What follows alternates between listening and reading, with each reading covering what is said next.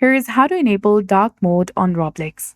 First of all, you need to launch a web browser and go to roblox.com and log into your account.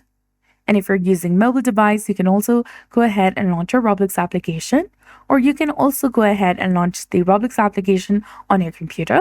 Now, once you're logged in with your account, select the gear icon in the top right corner to access your settings. From the settings page, you need to go ahead and select browser preferences if you're using the browser.